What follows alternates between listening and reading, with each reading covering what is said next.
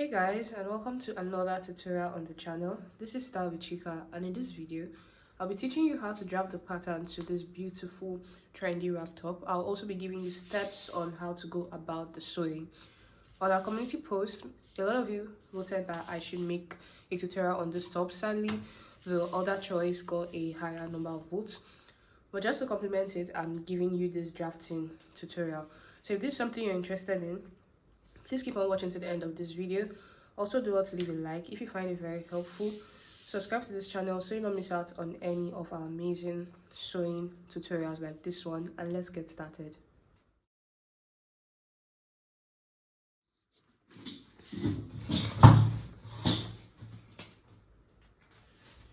So at the bottom of my pattern paper, I'm going to be drawing a straight line, which is going to serve as our starting line and our shoulder line. First, I'm going to mark out my neckline measurement. For my neck width, I'm making use of 3 inches. This is the standard neckline measurement. Please note that this is the back that I'm cutting first, okay? So I'm coming down for the neckline by about 1 inch, and I'll just complete it with a curve like this. So next, I'm going to mark out my shoulder measurement divided by 2 on this line. So from this point now, I'm going to add my sleeve measurement. So my sleeve measurement plus allowance of 1 inch. I'm marking everything as 8.5 inch. So pick the length of the sleeve that you want. So from that point now, I am going to come down by 1 inch for my shoulder slope, and I'm just going to connect it into my neckline like this. So next, I'm going to mark out my bust line. I'll mark out my waistline, and I'll mark out the full length of this top plus sewing allowance. Please note that I'm adding all my allowance to this pattern paper so that when you want to sew, you can just go ahead and sew it straight up without adding any other allowance. Okay, so just so none of us get confused, I've gone ahead to label it shoulder, bust, waist, our top length and allowance. So from here, I'm going to come to my top length line, and I will mark out my round hip measurements divided by 4. I'm going to be adding an allowance of 1.5 inches. So half inch is for ease, while 1 inch is for stitching. I'll come to my waistline and I'll do the same thing. My waist measurement divided by 4 plus 1.5 inches of allowance. Then I'll come to my bust line and I'll do the same thing. My bust measurement divided by 4 plus 1.5 inches of allowance. I'm just going to go ahead and connect it like this. My waist to hip, and from my hip to my bust line, just like this.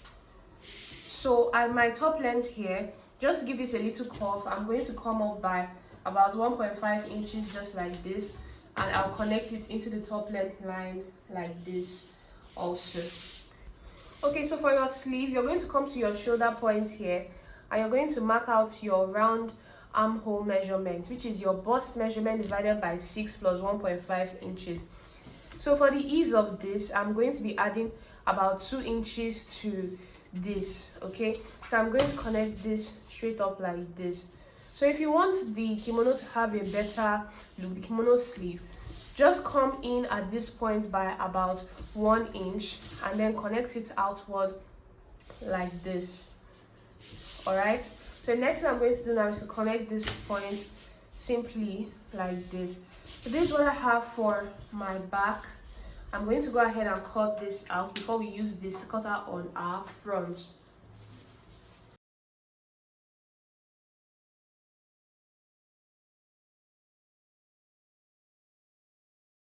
So to cut out your front, you take a new pattern paper, and then from the edge of the pattern paper here, I'm just going to be marking out 3 inches just like you can see.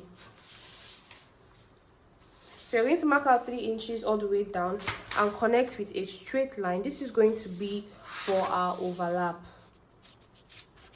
So then you take your back and then you want to place it directly on your front like this. You're going to use something to hold the pattern down for weight, okay? So now I'm just going to go ahead and trace out what I have all along the sides.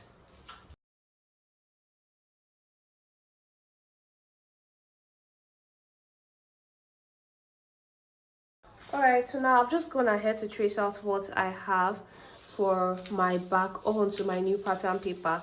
So once you have that, at this side of your pattern, you want to come down by at least 3 to 4 inches, just like this.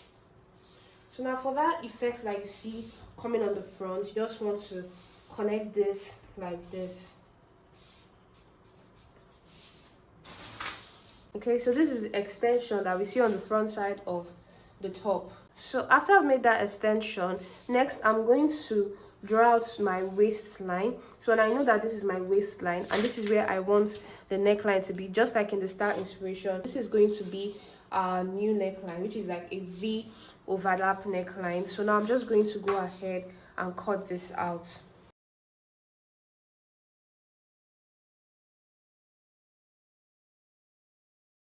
After I cut this out, on this side of the pattern, you want to go ahead and come in by about 1/2 to 1 inch, and then from this point here where you have your waistline, you want to connect a slanted line inward like this.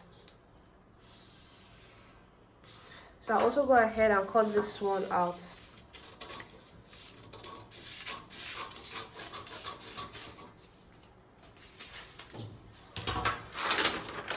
Okay, so this is what I have this looking like, and my buckle is going to be somewhere around here. Alright, so now that I'm done cutting out one side of the overlap, I'm going to come again to another pattern paper, or the other half of my pattern paper, and I'm going to mark out 3 inches again from the edge, just like this, all the way down. And I'll go ahead and connect this also with a straight line, just like you can see me doing. So once I've done this now, I'm just going to take my back piece and I'll place it right on top of this one, and I'll trace everything that I have here out.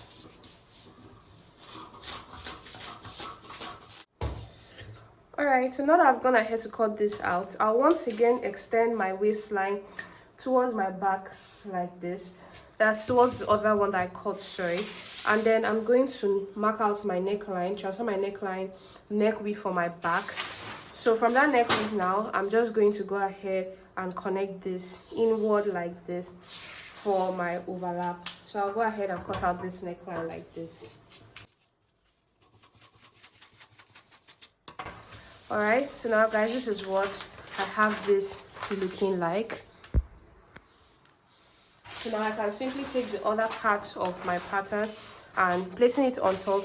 You can already see what this looks like. And this one I have here is for my back. So when you're cutting out your back, you fold your material in two. Or when you're cutting out your fronts, you cut them differently, you cut them separately. So I do hope you found this tutorial very helpful. If you did, please do also leave a like.